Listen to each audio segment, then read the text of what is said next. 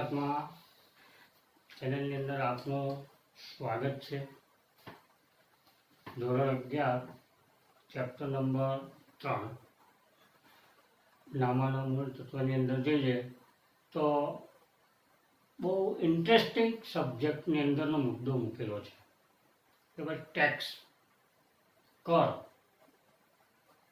બરાબર, જેને વારંવાર આપણા મગજમાં અત્યારે બેસી ગયેલું કે જીએસટી શું છે, જીએસટીનો ઉપયોગ કઈ રીતે કરવામાં આવે છે। તો આપણે શરૂઆતની અંદર જો જોઈએ તો ગવર્મેન્ટ ટેક્સ એ નાખતા હતા, એમાં જકાત બંગલીસ, આપણું સરથાણા જકાત નાકા છે, બરાબર। તો તમારે કોઈ પણ શહેરની બહારથી કોઈ પણ વસ્તુ મંગાવવામાં આવતી તો એના પર તમારે ટેક્સ ભરવો પડે, બરાબર, જેને આપણે કહીએ કે જકાત ભરવાની છે, ટેક્સ ભરવાનો છે, એ બધું। પરંતુ અહીંયા પ્રોબ્લેમ કેવો થાય, દરેક શહેર, દરેક ગામડું, દરેક રાજ્યમાં જુદા જુદા ટેક્સ લાગતા હતા, બરાબર। તો ગવર્મેન્ટે એવું નક્કી કર્યું કે એક દેશ એક કર, બધાનો સમાન કર તરીકે લઈ લઈએ, બરાબર। તો અન્ય બધા ટેક્સો રદ કરી અને એક ટેક્સ નાખવાની શરૂઆત કરવાની, અમલીકરણ કરવાનું શરૂ કર્યું, જેને આપણે જીએસટી તરીકે ઓળખી શકીએ। એટલે ચેપ્ટર નંબર 3ની અંદર જોઈએ તો કે વસ્તુઓ અને સેવાઓ કર પરિચય, introduction to goods and service tax, વસેક કહેવાય જેને, શું કહેવાય, વસેક, વસ્તુ અને સેવાનો કર, વસેક, વસેક, બરાબર, વસ્તુઓ અને સેવાઓ કર, અને ઇંગ્લિશની અંદર જો જોવું હોય ગુડ્સ એન્ડ સર્વિસ ટેક્સ, તો તમે લખી શકો છો કે ભાઈ ગુડ્સ એન્ડ સર્વિસ ટેક્સ। શરૂઆતની અંદર જે ટેક્સ આવતા હતા, બરાબર, પછી એ કેન્દ્ર સરકારનું હોય, રાજ્ય સરકારનું હોય કે કેન્દ્ર શાસિત સરકારનું હોય, બરાબર, એ લોકો ટેક્સ જે હતા બે રીતે ટેક્સ નાખતા હતા, એક પ્રત્યક્ષ અને એક પરોક્ષ, બરાબર, પ્રત્યક્ષ વેરો અને પરોક્ષ વેરો નાખવામાં આવે। પણ અહીંયા કેન્દ્ર સરકાર, રાજ્ય સરકાર અને કેન્દ્ર શાસિત પ્રદેશની અંદર આ પ્રમાણ, એનો દર અલગ અલગ જોવા મળતો હતો અને તેને પરિણામે એક કર, જૂના જે કર હતા એ નાબૂદ કરવામાં આવ્યા અને ત્યારબાદ નવા કર અમલીકરણ આવ્યું જેને જીએસટી, બરાબર, એ તારીખ 1/7/2017થી નવું અમલીકરણ થયું। એટલે આપણે જોઈએ કે ભાઈ દેશની આર્થિક જરૂરિયાતને પહોંચી વળવા ગવર્મેન્ટ જે છે એ આર્થિક જરૂરિયાતને પહોંચી વળવા માટે લોકો પર ટેક્સ નાખે છે, બરાબર, પછી વસ્તુ પર હોય, સેવા પર હોય કે લોકો પર ટેક્સ હોય, બરાબર। તો કે પહોંચી વળવા સરકાર દ્વારા વેરા ઉઘરાવવામાં આવે છે। આ વેરાઓને મુખ્યત્વે બે વિભાગમાં વહેંચવામાં આવે છે, એક પ્રત્યક્ષ વેરો અને બીજું પરોક્ષ વેરો, બરાબર। પરંતુ અહીંયા એવું છે કે ભાઈ દરેક રાજ્ય, દરેક કેન્દ્ર શાસિત પ્રદેશો એ પોતે પોતાની રીતે કર ટેક્સ વસૂલ કરતા હતા। તો તેના પરિણામે કેન્દ્ર સરકાર, રાજ્ય સરકાર અને કેન્દ્ર શાસિત પ્રદેશોના વિવિધ પરોક્ષ વેરાઓને સ્થાને એક દેશ એક કરના સૂત્ર, બરાબર, દેશ એક અને ટેક્સ પણ એક જ ટેક્સ ના સૂત્ર સાથે વસ્તુ અને સેવાઓ કર, બરાબર, જેને વસેક, ગુજરાતીમાં તમે વસેક પણ બોલી શકો છો। વ એટલે વસ્તુ, સે એટલે સેવા અને ક એટલે કર, વસેક, જેને કહેવાય ઇંગ્લિશની અંદર તમારે બોલવું હોય તો GST, good and service tax, બરાબર। અને એ જે કાયદો છે સરકારે 1 જુલાઈ, ધ્યાન રાખજો, હાઇલાઇટ કરવા જેવો મુદ્દો છે કે ભાઈ વસેક અથવા જીએસટી નું અમલીકરણ ક્યારે કરવામાં આવ્યું, તો તમે લખી શકો કે 1 જુલાઈ 2017 દાખલ કરવામાં આવેલું. પહેલા જોઈએ તો પહેલા જે સિસ્ટમ હતી તો પરોક્ષ વેરા હોય કે પ્રત્યક્ષ વેરા હોય, તો કેન્દ્ર સરકારના કયા વેરા હતા, રાજ્ય કે કેન્દ્ર શાસિત પ્રદેશના કયા વેરા હતા, તો કે જોઈએ કે ભાઈ કેન્દ્ર સરકાર કયા કયા પરોક્ષ વેરા નાખી શકે, તો કે કેન્દ્રીય વેચાણ વેરો, બરાબર. ત્યાર પછી કેન્દ્રીય આબકારી જકાત, વધારાની કસ્ટમ ડ્યુટી અને સેવા કર. આ કોણ ટેક્સ નાખતું હતું? કેન્દ્ર સેન્ટ્રલ ગવર્મેન્ટ જે હતી એ સેન્ટ્રલ ગવર્મેન્ટ આ પ્રકારના ટેક્સો નાખતી. જ્યારે રાજ્ય સરકાર કે કેન્દ્ર શાસિત પ્રદેશો જે છે એ કયા કયા હતા, તો કે મૂલ્ય વૃદ્ધિ ટેક્સ, બરાબર, સેલ ટેક્સ કહેવામાં આવે, બરાબર, ખરીદી વેરો છે, વેચાણ વેરો છે, મનોરંજન વેરો છે. એક તો કેન્દ્ર સરકાર ટેક્સ નાખે, પછી આ રાજ્ય સરકાર કે કેન્દ્ર સરકાર કેન્દ્ર શાસિત પ્રદેશ એ ટેક્સ નાખે. આ કયા કયા? જૂનો કર, જૂની જે સિસ્ટમ હતી તે, બરાબર. એટલે જૂના કર શું થયા? રદ થયા. અને આ બંનેનું બધું થઈને વસેક આવી ગયું, બરાબર.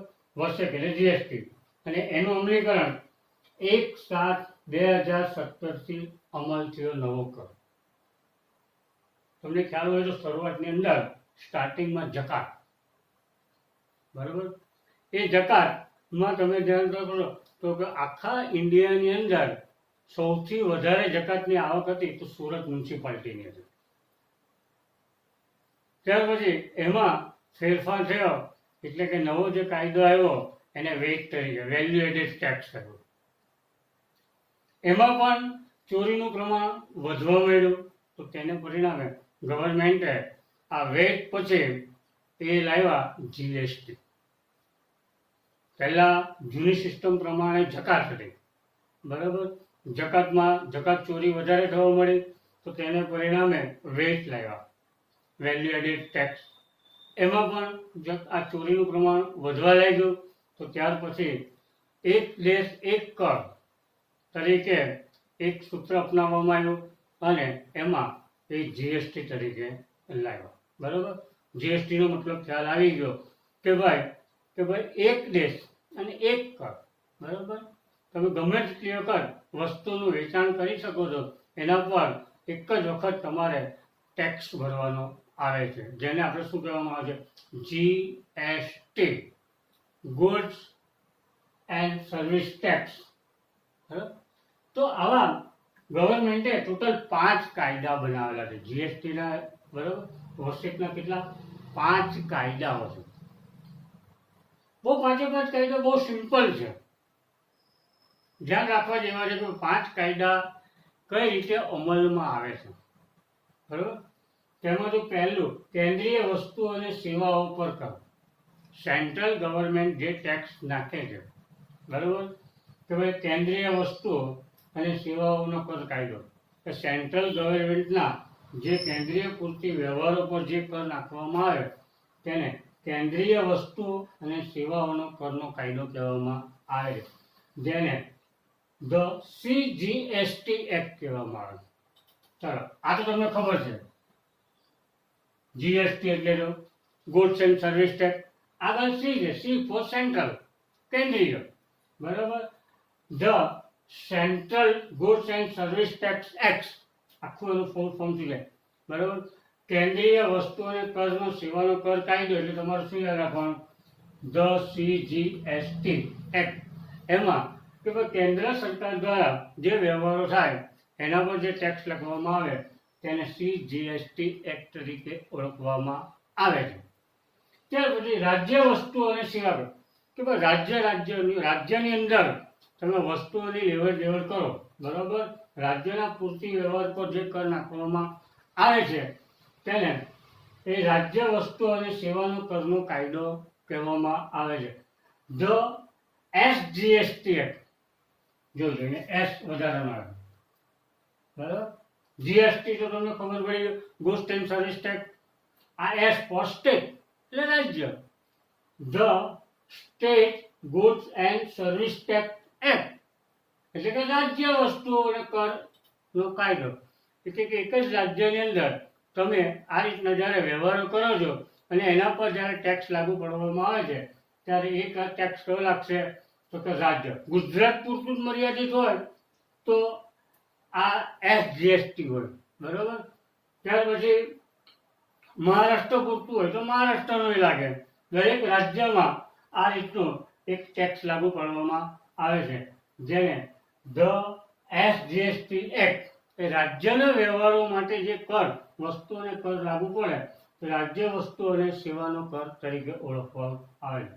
હવે કેન્દ્ર શાસિત પ્રદેશો, બરાબર, દીવ, દમણ, ગોવા છે, આ બધું જે કેન્દ્ર શાસિત પ્રદેશો જે છે એમાં જ્યારે આવી વસ્તુઓ પર ટેક્સ લાગુ પાડવામાં આવે છે ત્યારે તેને the UTGST act, UT undertaking, બરાબર, એને શું કહેવાય undertaking, the undertaking GST act, કેન્દ્ર શાસિત પ્રદેશ વસ્તુ પર જે ટેક્સ, એટલે કેન્દ્ર શાસિત પ્રદેશ જે રાજ્યો છે એમાં જે વસ્તુની લેવડ દેવડ થાય કે સેવાની લેવડ દેવડ થાય એના પર જે ટેક્સ લાગુ પાડવામાં આવે છે એ ટેક્સને એ કેન્દ્ર શાસિત પ્રદેશ વસ્તુઓ અને સેવાનો કરનો કાયદો કહેવામાં આવે, ધ UTGST.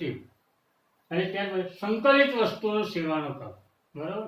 સંકલિત વસ્તુ એટલે એક રાજ્યમાંથી બીજા રાજ્યમાંથી, બરાબર, એટલે કે આંતરરાજ્ય વચ્ચે જ્યારે વ્યવહારો થાય છે, ગુજરાતમાંથી મહારાષ્ટ્રમાં આવે, મહારાષ્ટ્રમાંથી ગુજરાતમાં આવે, ગુજરાતમાંથી એ આપણે દિલ્હી જાય, દિલ્હીમાંથી એ અન્ય રાજ્યોમાં જાય, તો એ જે આંતરરાજ્ય વ્યવહાર થાય ને એના પર જે ટેક્સ લાગુ પાડવામાં આવે છે તેને સંકલિત વસ્તુ અને સેવા કરનો કાયદો કહેવામાં આવે છે, બરાબર, જેને ધ IGST એક્ટ કહેવાય, બરાબર. ધ ઇન્ટરનલ GST એક્ટ તરીકે આંતરરાજ્ય, બરાબર, ટેક્સ તરીકે પૂરતી વ્યવહાર પર એના પર લાગવામાં આવે.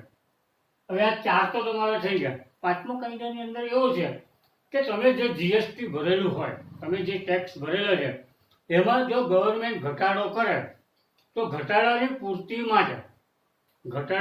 પૂર્તિ માટે તમને પાછું વળતર મળે તો તેને રાજ્ય વળતર કાયદો તરીકે ઓળખવામાં આવે છે. The GST compensation cess act, ધ્યાન રાખજો શું છે, the GST compensation cess act તરીકે ઓળખવામાં આવે છે. એમાં શું છે, રાજ્યોને વેરાકી આવકમાં ઘટાડો થાય તો તે ભરપાઈ કરી આપવાનો કાયદો જે છે તેને રાજ્ય વળતર કાયદો તરીકે ઓળખવામાં આવે છે. આ પાંચે પાંચ એ ધ્યાન રાખવા જેવા મુદ્દા છે, કારણ કે હવે આગળના ચેપ્ટર્સની અંદર અને દાખલા પણ આવશે. એટલે કયા કયા છે પાંચ છે આ કાયદા કે તમારે ખાસ ગોખી નાખવાના છે આ ચેપ્ટર્સની અંદર. પાંચે પાંચ કાયદાનું મહત્વ બહુ મહત્વ છે.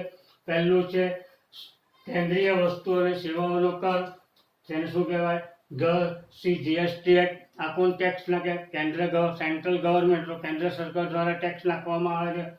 પછી રાજ્ય વસ્તુ અને સેવાઓનો કર, જેને શું કહેવાય, ધ સ્ટેટ GST એક્ટ, કોણ નાખે છે, રાજ્ય સરકાર આ કર અને ટેક્સ નાખે છે. ત્યાર પછી કેન્દ્ર શાસિત પ્રદેશ વસ્તુઓ અને સેવાઓનો કર એ કોણ નાખે છે, બરાબર, કેન્દ્ર સરકાર, જેને શું કહેવાય, ધ UGST એક્ટ તરીકે ઓળખવામાં આવે છે. ત્યાર પછી સંકલિત વસ્તુ અને સેવાનો કર, આંતરરાજ્ય, જુદા જુદા રાજ્યો વચ્ચે જ્યારે વ્યવહાર થાય ને એના પર જ્યારે ટેક્સ નાખવામાં આવે ત્યારે એને સંકલિત વસ્તુ અને સેવાનો કરનો કાયદો કહેવામાં આવે છે, તો આ GST એક્ટ તરીકે ઓળખવામાં આવે છે. અને પાંચમો છે રાજ્ય વળતરનો કાયદો છે. એ રાજ્ય વળતરના કાયદાની અંદર તમારે જોવાનું ધ GST કમ્પેન્સેશન એક્ટ તરીકે ઓળખવામાં આવે છે. Thank you.